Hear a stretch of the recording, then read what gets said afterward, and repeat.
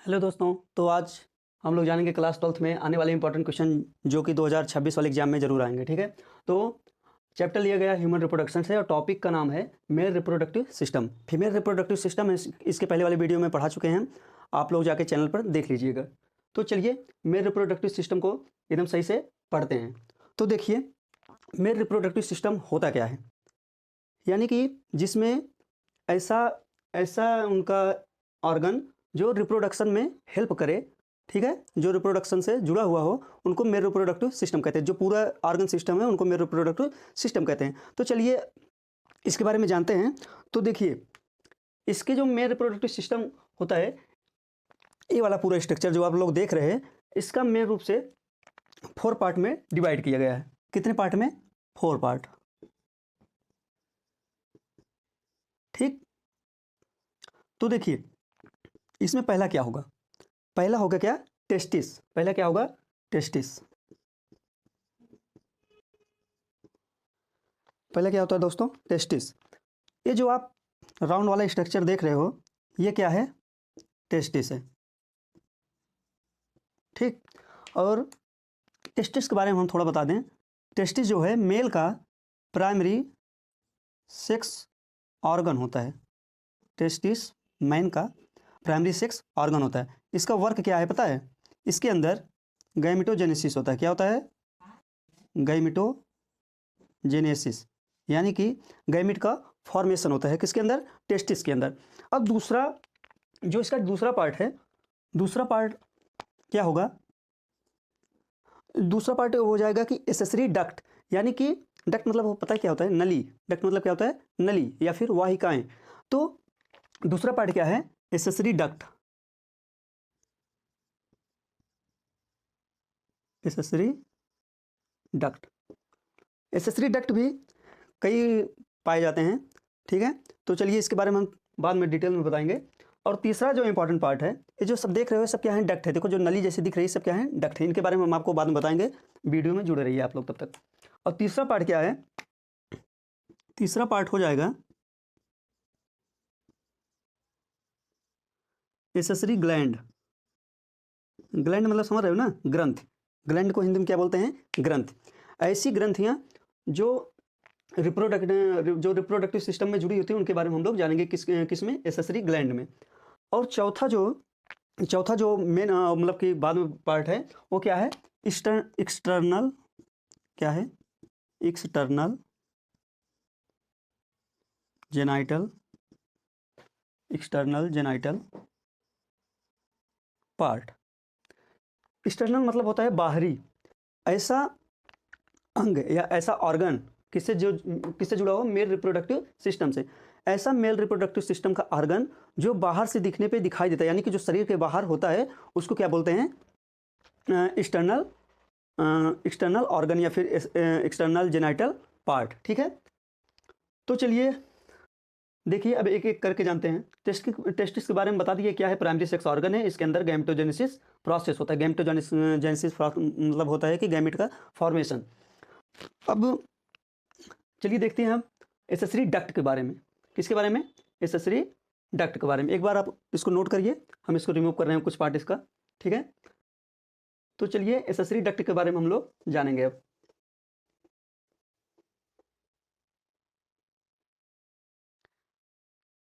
देखिए accessory duct में 3 या 4, हाँ लगभग 4 या हाँ इतने लगभग क्या होते हैं? डक्ट होते हैं जो आपके मेल रिप्रोडक्टिव सिस्टम से जुड़े होते हैं।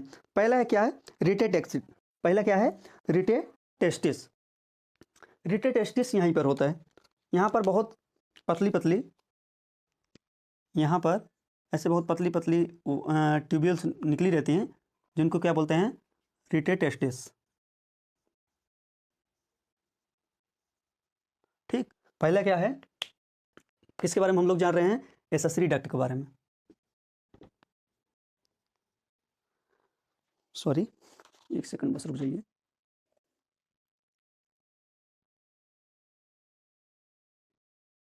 वहाँ पर थोड़ा स्पेलिंग मिस्टेक हो गया था, आप लोग सुधार लेना। एसेसरी डक्ट के बारे में तो देखिए पहला होता क्या है? जो पहला डक्ट है उसे बोलते हैं रिटेटेस्टिस। ठीक है, पहला क्या है?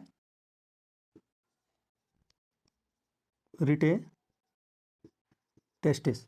ठीक, दूसरा डक्ट है जो यानी कि कई सारे रिटेड टेस्टिस जो डक्ट होती हैं वो आगे और मिलकर क्या बनाती हैं, वास इफ्रेंसिया। ये आगे चलकर क्या बनाएंगी, वास इफ्रेंसिया। ठीक, ये आगे चल के क्या बनाएंगी, वास इफ्रेंसिया।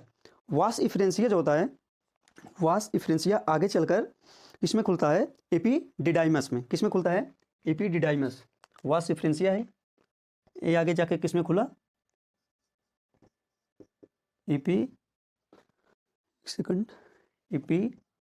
एपिडिडाइमस। ठीक, एपिडिडाइमस जो होता है वो आगे चलकर एपिडिडाइमस जो डक्ट होती है वो आगे चलकर वास डिफरेंस में खुलती है। किसमें खुलते हैं, वास डिफरेंस में। एपिडिडाइमस आगे चलकर वास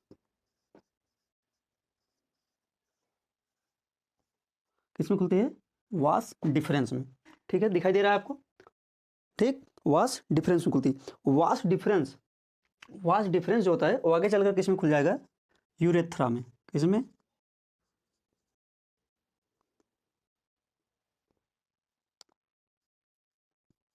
किसमें खुल जाएगा, यूरेथ्रा में। अब अगर स्ट्रक्चर के माध्यम से आपको बता दें तो देखिए, आप लोग ये वाला फिगर देख रहे हो जो बुक में है, एनसीईआरटी क्लास 12 की। ठीक, इसमें देखिए यहाँ पर पहली क्या कौन थी, रिटे टेस्टिस। यहाँ पर क्या था, रिटे टेस्टिस। रिटे टेस्टिस आगे जाकर कहाँ पर खुल रहा है, वास इफ्रेंसिया में। ये आगे चलकर रिटे टेस्टिस छोटी छोटी नली जोड़कर क्या बनाती हैं, फिर वास इफ्रेंसिया। ठीक है, क्या बनाएंगी, वास इफ्रेंसिया। वास इफ्रेंसिया फिर आगे चलकर एक मोटी नली, ठीक है, एक मोटी नली उस थिक होती है। यहाँ पर जैसे हम अगर आपको दिखा दें तो मतलब समझ लीजिए ऐसा कुछ रहता है ना। ये क्या हो गया, आपका कहाँ खुला है, एपिडिडाइमस में। ये क्या हो जाएगा, यहाँ पर लिख लेना एपिडिडाइमस, या फिर कुछ ना लिखना, कोई दिक्कत नहीं है।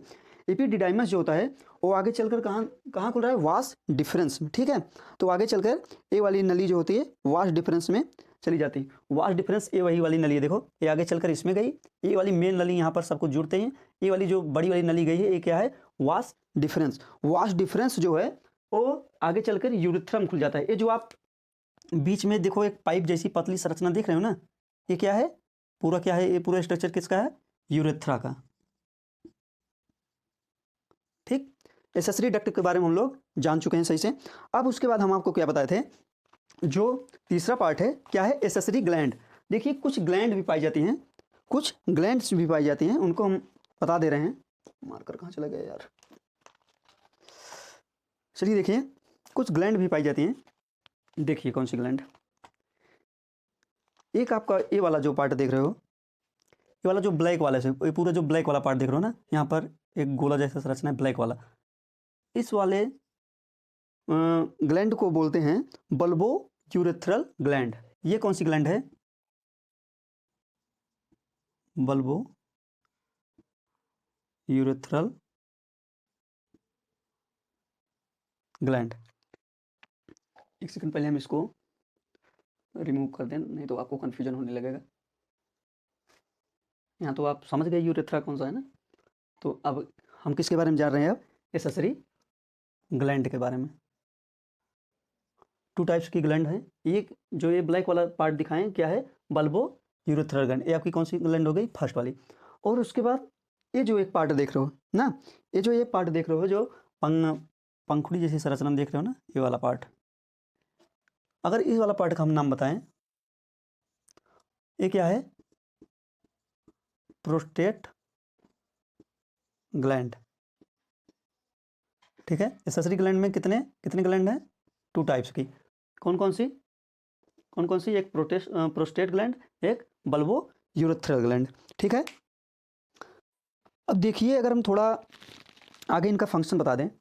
ठीक है, एपिडिडाइमस जो होता है, एपिडिडाइमस, ठीक है, यानी कि जब ये छोटी छोटी वास इफ्रेंसिया, जब छोटी छोटी वास इफ्रेंसिया जब यहाँ पर कई सारी वाइस इफ्रेंसिया रहती हैं तो क्या बनाती हैं, आगे हम बता चुके हैं पहले ही, एपिडिडाइमस। एपिडिडाइमस जो होता है वो क्या करता है पता है, उसके अंदर स्पर्म जो मैच्योर स्पर्म होते हैं उनको मैच्योरेशन होता है, यानी कि स्पर्म वहाँ पर, जैसे पहले जो स्पर्म आता है वो अनमैच्योर होता है, एपिडिडाइमस में आने के बाद वहाँ पर क्या होता है पता है, मैच्योरेशन होता है किसका, स्पर्म का, और क्या होता है वहीं पर स्टोर रहते हैं।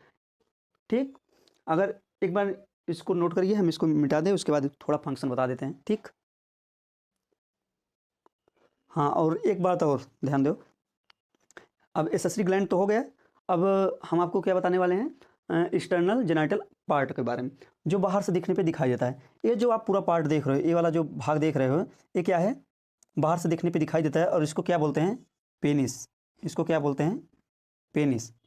और जो ये लोब्यूल यानी कि गोला जैसे संरचना, ये क्या है, टेस्टिस है। टेस्टिस भी बाहर से दिखने पे दिखाई देता है, और टेस्टिस एक थैली में बंद रहता है। टेस्टिस एक थैली में बंद, इसके चारों तरफ है, समझ लो अगर आप थैली बना दिए तो थैली को क्या बोलते हैं, स्क्रोटम। थैली को क्या बोलते हैं, स्क्रोटम।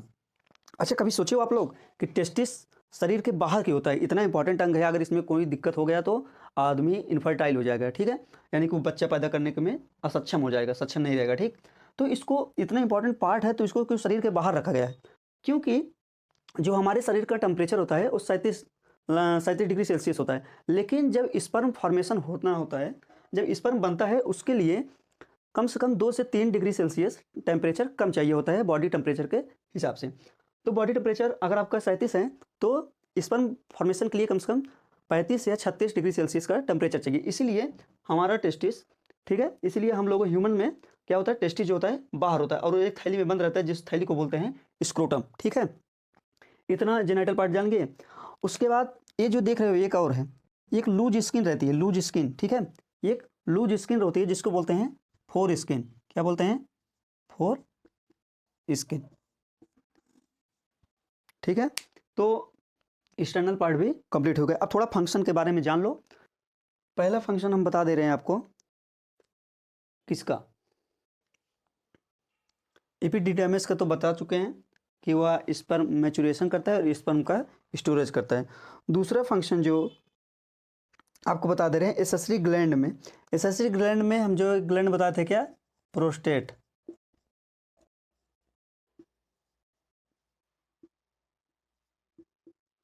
प्रोस्टेट ग्लैंड, ठीक है, इनका थोड़ा फंक्शन देख लो। ये क्या करते हैं पता है, ये मिल्की फ्लूइड, ये जो ये मिल्की फ्लूइड का सिक्रेशन करते हैं ना, क्या करते हैं, मिल्की फ्लूइड का सिक्रेशन करते हैं।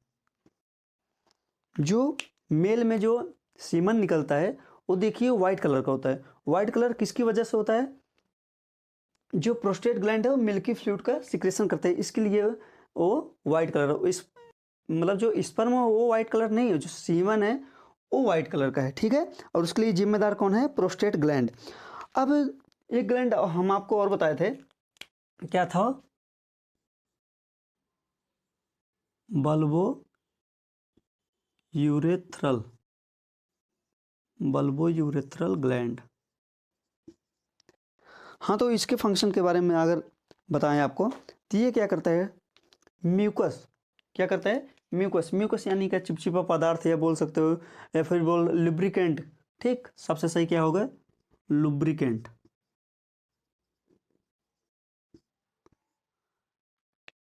बल्बो यूरेथ्रा क्या है, लुब्रिकेंट, यानी कि एक चिकनाहट वाले पदार्थ का, लिक्विड का सिक्रेशन करता है। ठीक है, ताकि इंटरकोर्स आसानी से हो जाए। उसके बाद और जो यूरेथ्रा में जो हम फिगर बनाए थे, जो यूरेथ्रा पूरा एक नली आई थी, उसमें जो कुछ अनवांटेड जो बैक्टीरिया वायरस हो वो सब बाहर चले आए, या फिर उनका डेथ हो जाए। ठीक,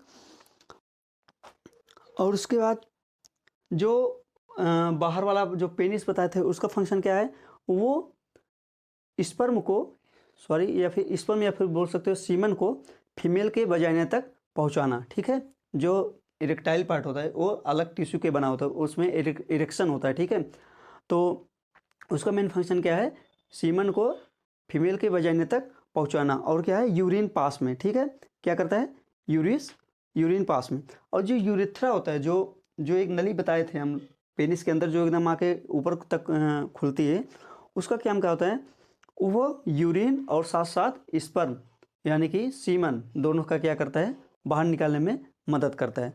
तो हम आप लोगों को पूरा बता चुके हैं। और हाँ, एक चीज़ और बता दें, जो स्पर्म का फॉर्मेशन होता है, स्पर्म फॉर्मेशन, ये कहाँ पर होता है? टेस्टिस में। ठीक, ये क्या होता है? टेस्टिस में। और कौन सी कोशिकाएं करती हैं, कौन सी कोशिकाएं करती हैं स्पर्म का फॉर्मेशन? तो है, उसको बोलते हैं स्पर्मेटोगोनियस सेल। ठीक है, उसको बोलते हैं क्या? स्पर्मेटोगोनियस सेल।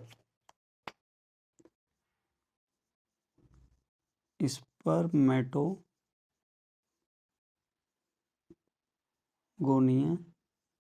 सेल। किसका फॉर्मेशन, स्पर्म का फॉर्मेशन कौन करता है? स्पर्मेटोगोनियस सेल। ये कहाँ पाई जाती हैं? टेस्टिस में। कहाँ पाई जाती हैं? टेस्टिस में। और एक इनमें और एक सेल प्रकार, एक प्रकार की और सेल पाई जाती है जिसको बोलते हैं क्या? Sertoli cell. जिसको क्या बोलते हैं? इसका काम क्या होता है पता है? न्यूट्रिशन देना। क्या करता है? ये क्या करता है? न्यूट्रिशन देता है। ठीक है, जब स्पर्म फॉर्मेशन होगा तब वो क्या करेगा? स्पर्मेटोगोनियस सेल को न्यूट्रिशन देगा कि हाँ, स्पर्म का फॉर्मेशन करो। तो हम लोग पूरा मेल रिप्रोडक्टिव सिस्टम के बारे में अच्छे से समझ चुके हैं। हर एक लाइन, पूरा इंपॉर्टेंट टॉपिक जितना भी इसमें रहता है हम सब कुछ बता चुके हैं। ठीक है, तो आप लोग इसको वीडियो को अंत तक देखिए, उसके बाद पूरा तैयार करिए। ठीक, और बाकी कुछ तो बचा नहीं है। तो चलिए, आज की क्लास यहीं पर ख़त्म करते हैं। Best of luck.